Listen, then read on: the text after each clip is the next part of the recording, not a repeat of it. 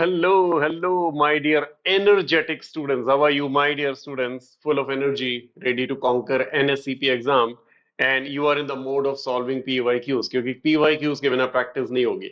PYQs give you practice. They also give you insights and the knowledge about and a familiarity about the type of questions you may expect. And they also give you practice about the time management. एक question कितने seconds में कितने minutes में करना है. So PYQs, many students have been in the mode of that because the NSEP dates have been announced 24th of November. And since the dates have been announced, many students are solving a lot of PYQs and sending me questions. And that is my Telegram ID. In case you want to ask any doubts, you can ask me there. So a little bit introduction about me. My name is Bhavdeep Sethi. Did my masters from IIT Bombay. Have been converting physics haters into physics lovers. And I always say, physics ko ratta maroge, physics bura maan jayegi. Now, before I start the PYQs today, I would like you to be clear about what not to expect from this session. You can expect a lot. I'm going to take good quality questions on simple harmonic motion today, as the title said. Today we are going to master SHM so that we can conquer NSEP. So we are going to do good quality questions. That's obvious. But what you should not be expecting is the spoon feeding. So if you're here कि भाई sir आएंगे question लिखेंगे steps लिख देंगे मैं लिख लूंगी याद कर लेंगे नहीं ऐसा नहीं होगा. So if you're expecting that, I'm really sorry. Let me be honest here. This is not the session for you. What we are going to do here is we are going to look at the question, look at the approach. Maybe I'll solve full of it, or maybe I'll solve part of it and say, "Baki aap karke dekhiye." That's the way to learn. You're not here to learn that question. You're here to learn problem solving skills, right? So you're not supposed to be expecting spoon feeding. वो नहीं होने वाला. अगर आप उस expectations से आए थे, I would say do not waste your time.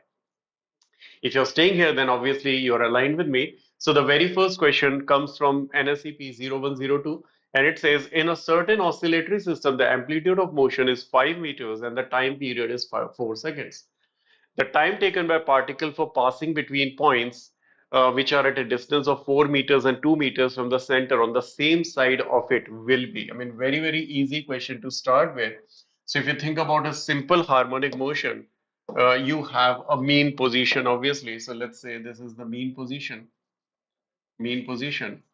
and the amplitude is 5 meters. So it's let me actually make it a little bigger line so that we can easily understand what's going on. So this is the mean position, let's say, and this is 5 here, and this is -5. They're saying how much is the time taken from 4 meters to 2 meters on the same side. It may be here to here or here to here, doesn't matter. The answer will be same. So this is 4-meter marks and this is 2-meter mark. So whether you're coming this way or this way, the time duration will be same. So maybe you can take a sine wave from here or take a cosine wave from there. It's completely your choice. I prefer sine wave. I don't know why. You can take cosine. That's fine. Answer will be same. So if you take the sine wave from here, you find when will be the particle at 4 minus when will it be at 2. You subtract those two. That is your answer. And the best part of NSCP is you can use calculators. So that's going to make it easy. So what is the equation here? The equation here looks like so let me move this up. So the equation looks like to me as y is equal to A is 5 sine omega t. Omega is 2 pi by the time period. So 2 pi by 4 is pi by 2. So I'll write it as pi by 2 times of t. Right. So I'll plug in 4 here. You plug in 4 here. Then you plug in 2 here. And then you subtract. That is your answer. Simple as that. So you say 4 is equal to 5 sine pi by 2t, and you solve for this, you get the time. You get something like 0.59. I know this because I've done it many times. And then you do the same thing for 2 is equal to 5 sine, and again pi by 2 times of t. And you can call this T1, you can call this T2, and then you subtract these, and that is your answer. This is 0.59. I don't remember how much this is, maybe 0.23. And then when you solve it, you get 0.33. And obviously, calculators are allowed. If this question were in JEE exam or maybe your board exam, I mean, how would you solve it? But with NSCP, you're allowed calculators. You can find the exact values of T1 and T2. It's a piece of cake. I don't want to spend too much time on these questions. Just want to give you pointers there. Now this one is pretty good question. Again, it says spring has a length of L and a spring constant of K. It is cut into two pieces of length L1 and L2 such that L1 is n times of L2. So L1 is bigger, it's n times of that. Maybe it is bigger, it is smaller, I don't know. It will be bigger, I'm assuming. Yeah. The force constant of the spring of length L1, the first one का spring constant पूछा है. ना अगर इसमें आप formula में लग जाओगे तो फिर टाइम लगेगा है ना. ऐसे questions if you get in the NSCP exam you have an opportunity to save your time. So NSEP exam is not just about the concepts, it is also about the time management, like other exams, obviously. Question easy है, लेकिन अगर इस question में आपने 4 minute 3 minute लगा दिए तो you have solved the question but lost opportunity to save seconds here which can be utilized in those multiple choice questions जो 12 नंबर वाले होने वाले. तो इसको जल्दी से करना कैसे है. देखो एक स्प्रिंग है, उसका स्प्रिंग कांस्टेंट, देखो एक स्प्रिंग है,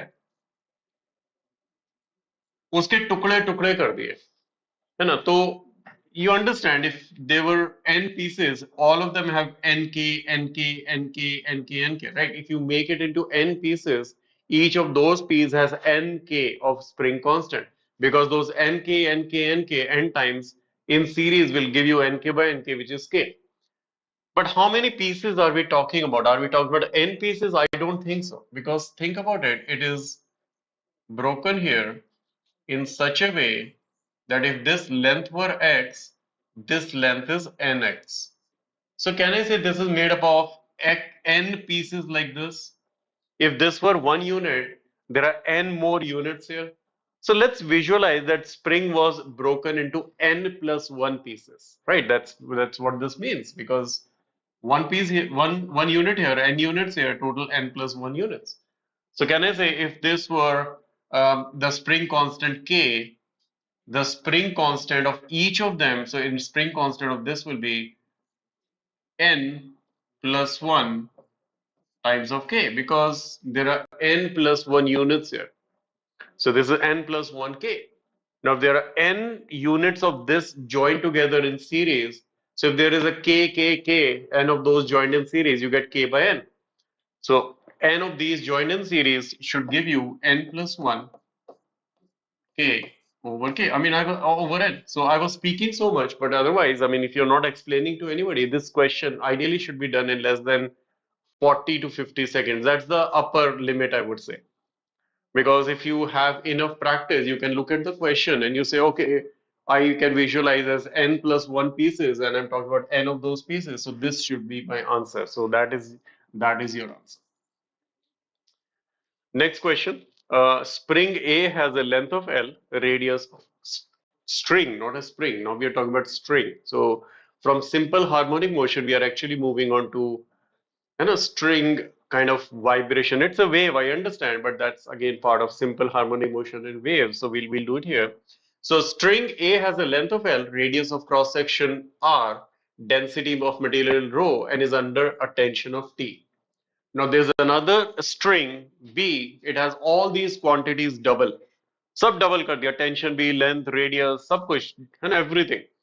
If FA and FB are the corresponding fundamental frequencies of the vibrating strings, then what is the relationship between them?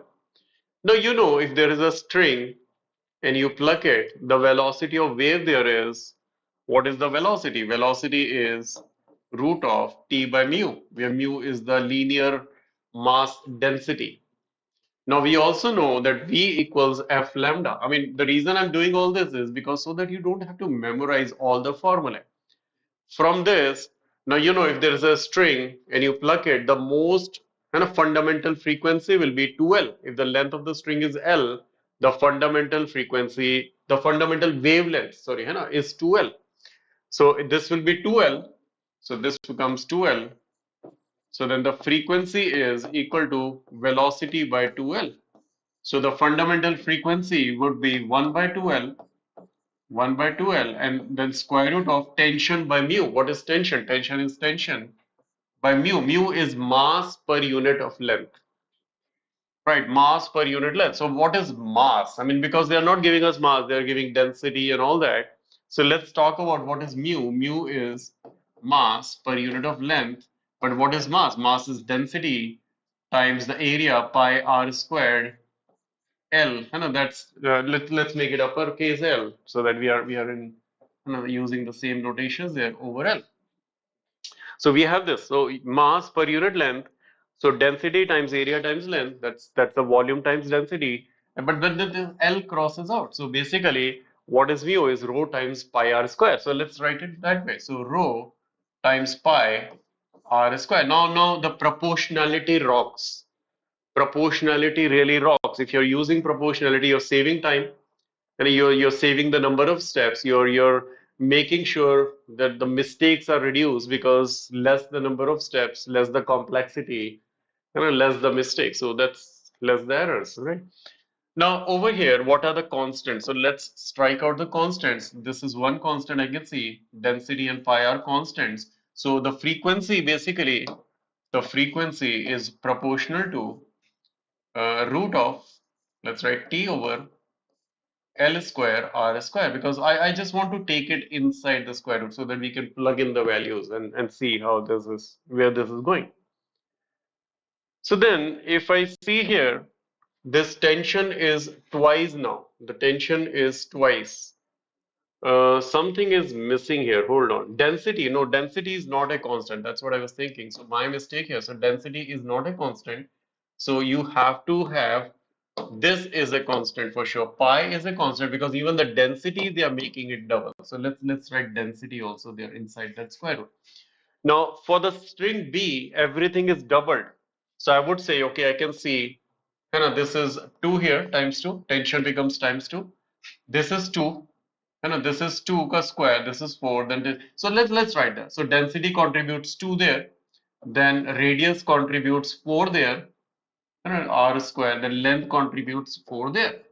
So what is happening to the second string, 1 by 16 ka square root, the frequency of B has become 1 by 4th of frequency of A. So frequency of A is 4 times frequency of B. You have to do these questions with proportionality. Proportionality is going to make sure the solutions are easy, there are less errors, and everything is so easily solved by you and understood by others also. Obviously, in NSEP exam, nobody's looking at your steps, but in general, it's noodle chopstick kind of thing, right? So this is a chopstick method. Next question, very beautiful question. Displacement of a particle as a function of time is given by x is equal to this. So and so, show that the motion is simple harmonic and find its amplitude. Now, we know motion is simple harmonic. Well, there are two conditions to be satisfied, but behind the scenes, both of them are same. So either the force is in this form, it's directly proportional to the displacement from mean position and directed towards that, or you can say the position is a sine or a cosine wave, right? Sine omega t or cosine omega t, one and the same thing. Now, looking at this, I'm not getting it. I mean, it's like sine plus cos square. What's going on? But they're saying show that this is simple harmonic. So I know this has to be reduced in this form. As soon as I reduce it in this form, yes, it is simple harmonic. So let's start visualizing what is happening here. So if I were to combine these two, I mean, I am not able to because this is sine and this is cos square, first of all. If this were cos, I would say, okay, let's do something like sine A, cos B, cos A, sine B. Square doesn't make sense to me. Now, this is where the memorization part comes in. So when you have trigonometric identities, students memorize like cos 2a is equal to 1 plus cos square. I don't know. My memory is not good and neither I would like you to memorize. So this is as simple as you don't have to know. You know this is 100t, this is 50t. What do I do? So one thing for sure is cos A plus B. Cos A plus B. I'm teaching you trigonometry also right now, so bear with me. The solution will be a little longer because I'm teaching you how you can do this without memorization. So let's say what we know is cos of A plus B. I mean, few things you have to know, and obviously I have encouraged you to derive this also. But cos A plus B is cos A cos B minus of sine A sine B. Now, double angle formula, that's what they ask you to memorize. But what is double angle? Cos 2A is cos A plus A, right? B is also A. So if you do cos 2a is cos a cos a. Oh, that's cos square a. So cos 2a is equal to cos square a minus sin a sin a. So sin square a. Now, if you were to reduce everything to cos, you want to eliminate this. So then you know sin square a plus cos square a is 1. So sin square a is 1 minus cos square a. When you plug it in here, what you get is cos 2a is equal to 2 cos square a, because that minus sin square a will make that positive minus 1. So now this is where we're getting closer to this, because we know cos square a can be reduced to something like cos 100a, because that's what we wanted. So what is cos square a? Cos squared a is coming out to be cos 2a plus 1. Cos 2a plus 1 divided by 2. So you can change this. And then again, you see, this will become cos 100t plus 1 over 2. That will become 4, and 3 and 4. Pythagoras theorem. We are really getting closer to what we wanted.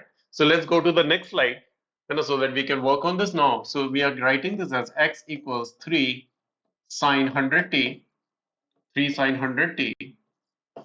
And then what we are getting here is plus 8. Let 8 be there for now. Then you're getting this as cos 100t plus 1 plus 1 over 2. This everything over 2. So over 2 can be taken off here by saying this is 4. Let's save some space here. Now what you're getting is this is very simplified thing. So the 3 sine 100t, and then if you've done a little trigonometry, you can actually visualize the answer is right here. 4 cos 100t plus 4, and that 4 is not bothering me. The reason for that is if I have x is equal to a sine omega t, that's fine. I can say this is SHM, but if I add 100 there, that's also SHM, because the initial position, the mean position is at at 100. That's all this means. This is not contributing anything. It's saying whatever you were calling the mean position, instead of that being origin, that is called 100. That's all arbitrary, our choice anyways, right? Now visualize this as, okay, if this were sine A cos B cos A sine B, I can write it as 100. So what if I call this, so let 3 be equal to, let's say 3 is equal to A cos omega t, and 4, and this is the trigonometry part that you've already done in your mathematics classes. If not, then time to revise some trigonometry.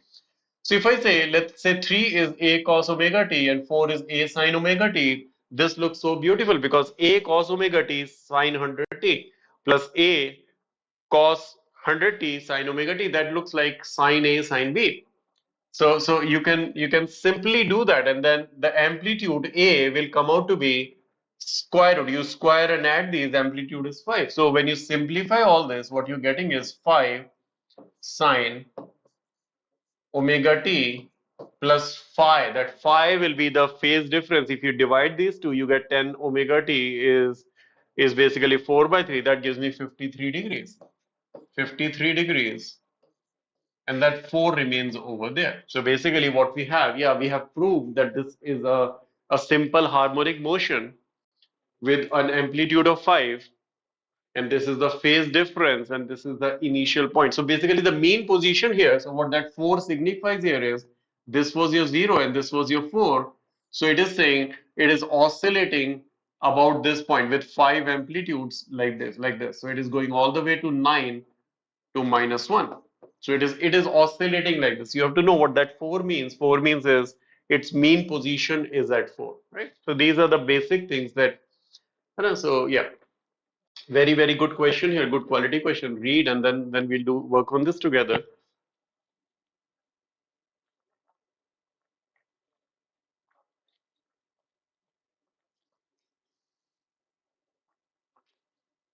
Okay. So two hemispheres of radius r, each are joined to make a ball. Upper one has a density of d and the lower one is 2d. It is submerged inside a liquid tank and released. The ball remains still in the position shown.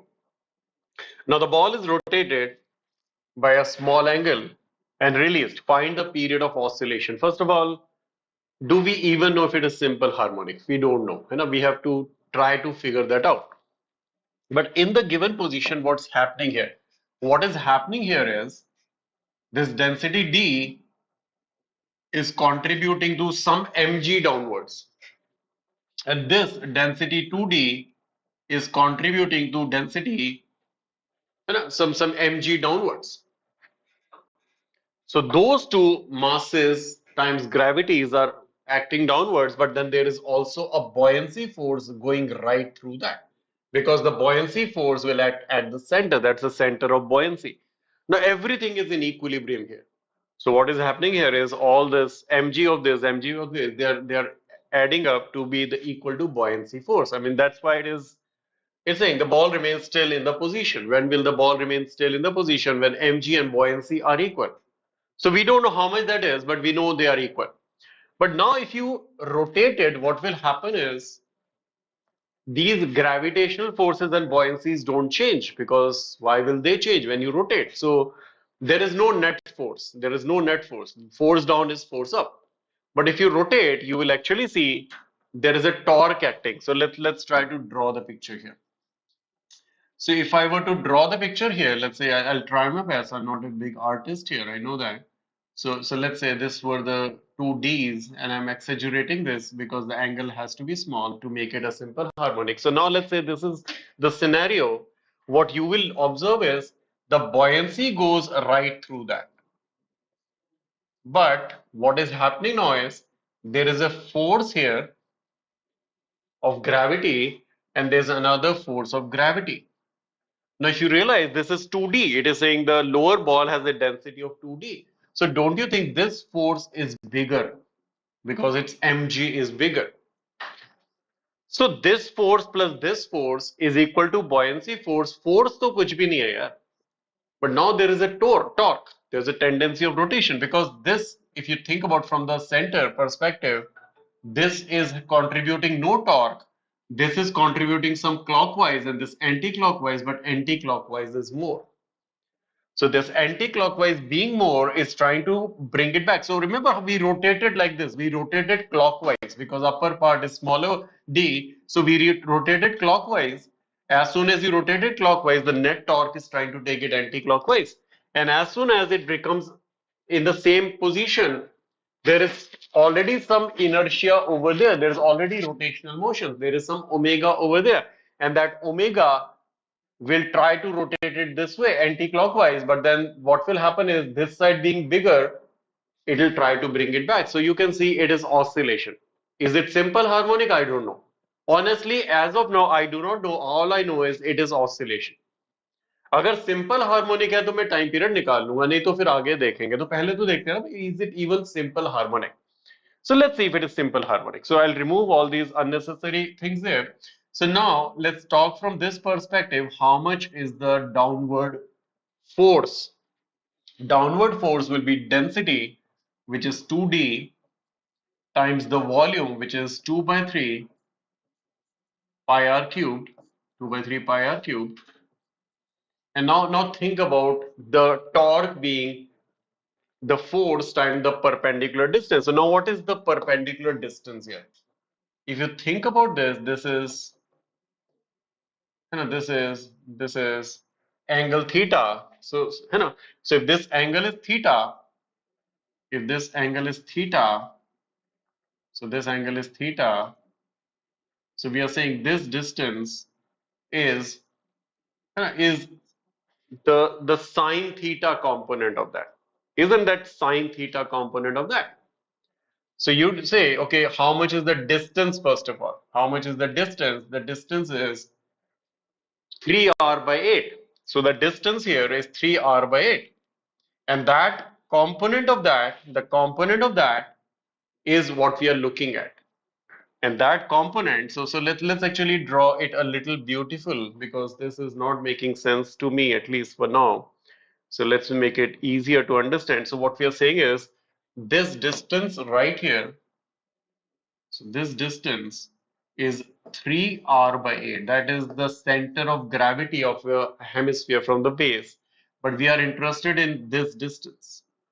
This distance, because this angle is theta, So that distance is going to be sine theta component of that. So you can write this times that thingy times sine theta, but sine theta is actually theta. For smaller angles, it is theta. So that will be the torque here. And similarly, you will have another torque here, which would be exactly same everything, but D will be reduced by 2D. So you can find the net torque, and that net torque is some constant that you're getting times of theta. And that some constant is the restoring thingy, but usually for the rotational motion, we write it as C. And then you will take look at the moment of inertia. So what you will now do is, if you have to find the time period, so 2 pi root of the moment of inertia over this C, and that is the time period of oscillation. And it is as simple as this, right? So try this question. I'm waiting for you to reply to me on the Telegram channel here, or you can write in the Beyond Books Basic Telegram group also. But I would prefer if you can personally send me the solution. That's something for you to do. Now, another question sent by another student here is, basically, I think this is from JEE Advanced paper, not NSEP, but questions are questions. So they're saying two non-viscous, incompressible, and immiscible liquids of densities rho and 1.5 rho are poured into the two limbs of the circular tube of radius r and small cross-sectional area capped in a vertical plane. Each liquid occupies 1/4 of the circumference of the tube. That clearly tells you this angle has to be 90 degrees. Find the angle theta and the all the time period and all that. So I have zoomed this picture for you. So let's say, because see, this one is heavier, that's why it's coming down. So this one is 1.5 D density and this is D density, obviously. तभी तो ये नीचे आ रहा है ना यार. So suppose ये ऐसे नीचे आया कि this angle is theta.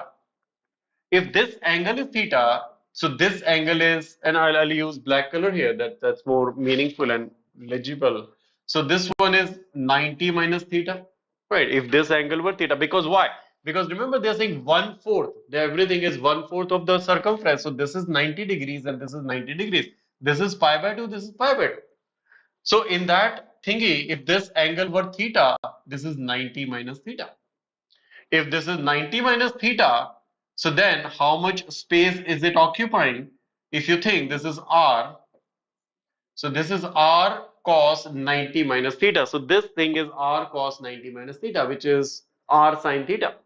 So this is r sine theta. The whole thing was r. So how much is the height left here? This height left here is, let me write with white color now. That is r, the whole thing r minus r sine theta. Isn't it? Because think about it. If the level was here, it would have been the full height of radius. But since it has come down here, how much did it come down? If the angle were theta here, this is 90 minus theta. So if this is 90 minus theta, or you can visualize this is theta, it's the same thing. If this is theta, then this height is r sine theta. So if that is r sine theta, so then you're reducing r minus r sine theta. So basically what we get here is, what we are getting here is that this height of this thing, ये वाली जो height है, this height is r minus r sine theta, and that density is 1.5. So remember how much the pressure here would be. The pressure here would be h rho g. Remember, so h is r. I'll write it with white again. I have to keep flipping. So r minus r sine theta times the density. Density is 1.5 d times of g. So that is the contribution of pressure from here. Now we'll see the contribution of pressure from there, and they have to be same because it's the same point after all. So if this angle is theta, and if I draw a horizontal here, so let me draw a horizontal here, and this horizontal here, and this, so this will contribute. Obviously, this is going up. So first of all, how much is the contribution from this? So the contribution from that is going to be r. No, this is going to be r. So the r. So whatever, first of all, how much, whatever it came down by r sine theta. So अगर यहाँ से r sine theta नीचे गया तो उधर भी r sine theta ऊपर गया ना, तो पहले तो इसका contribution होगा, तो इसको मैं हटा देता हूँ यहाँ से. So what I am saying is ये जो डेंसिटी 1.5 का था यहाँ नीचे जितना है उतना ही ऊपर गया। तो कितना ऊपर गया? वो गया r sin थीटा ऊपर, है ना? तो r sin थीटा ऊपर गया, सो r sin theta times of 1.5 d times g. So this is the contribution of this liquid at the for the pressure here. But then ये भी ऊपर गया, पूरा का पूरा ऊपर गया। तो अगर ये एंगल थीटा है तो ये 90 माइनस थीटा होगा। This will be 90 minus theta. So this will be r cos theta, and again this will be theta. So r sin theta. So what you will end up getting is r cos theta plus r sin theta times of density d times g, because this is a density d. So this is r cos theta and r sin theta. Total height is this much times of density times gravity. So you add all this, that has to be equal to this, and you solve this equation, you get theta. That's all you need. You will get tan theta, and because you know you can use the calculators, you can find theta, and roughly I think 11 degrees or something aega. Send the solution to me, and as I said, this is not going to be a spoon feeding kind of session. I'm going to do more PYQ solutions like this, but you should be expecting this. I'll give you the pointers and you solve the answers. I'm not going to solve completely, because if I solve completely, you have to understand that is memorization. I'm giving you the pointers here. You draw the diagram yourself, you solve them, and that is the way to learn. This is the way you will crack NSEP exam. If it was easy, then subscribe to this channel. And by the way, we are launching two paid courses. One is NSEP 2024 full 12th ka syllabus course for the students who are giving this year NSEP. And if you're planning for next year, a little more seriously, then you have full physics mastery course 2025. So it's a long-term course. So let me tell you about these courses. The first one is 12th grade ka syllabus, because we are 138 days from exam now. It's not possible to cover entire 11, 12. So I'm launching a course where I'll be covering 11, 12 ka syllabus live, but then I'll be giving you free recordings of 11th ka so that you can revise it. And you will get assignment after each class. No, the course is starting on 15th of July, by the way. So you will get assignment after each class. You'll be part of a Telegram group where you can clear your doubts. You get a test alternate Sundays, and when the exam approaches, we'll give you simulations of the full exam and everything. Now, this is obviously starting 15th of July till October end, but in November, we'll do PYQ classes and all that. So it is actually till November. Another option is you have full physics mastery 2025, where the course starts in July, but it goes till November of next year. It will cover everything 11th and 12th syllabus. So this one was only covering 12th syllabus. Now, these courses are divided into 5 modules. The first 3 modules, as you can see here, is all 11th ka portion, and the next 2 modules are 12th ka portion. Each of these modules is 2,500 rupees. So 5 modules, 2,500 rupees. So this course is the entire 5 modules. So 2,500 times 5 is 12,500. But if you look at the coupon code down, there's a link there.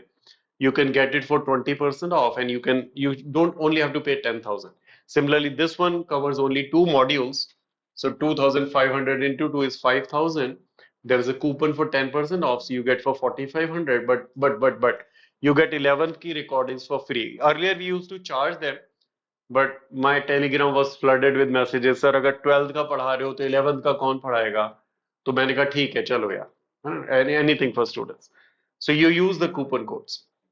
Now, in case you are wondering what are the prerequisites for this course, only 3. One is the willingness to learn, one is commitment to hard work, and another one is Josh. If you have willingness to learn, commitment and Josh, जहां पर मर्जी हो, जिस level पर हो, अभी सीख जाओगे.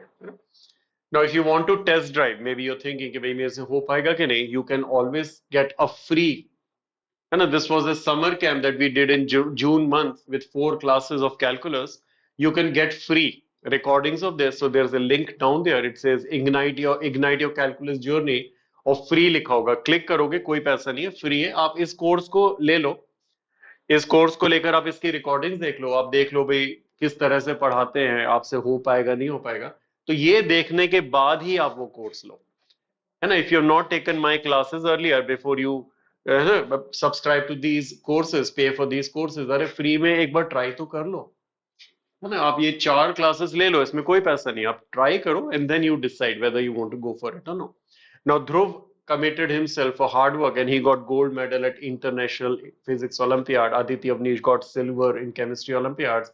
And 4 students right now are competing at the international level from Vedantu team. So welcome students, welcome to the Josh Wali classes. I will see you soon. Subscribe to this free channel, by the way. You get a lot of information here. And I always say whether you attend my classes or no, whether you subscribe to the classes or no, doesn't matter. What matters is जोश पूरा रखना है यार. Class में आओगे तो भी जोश रखना है, नहीं आओगे तो भी जोश रखना है. So see you soon. Good luck. Bye bye.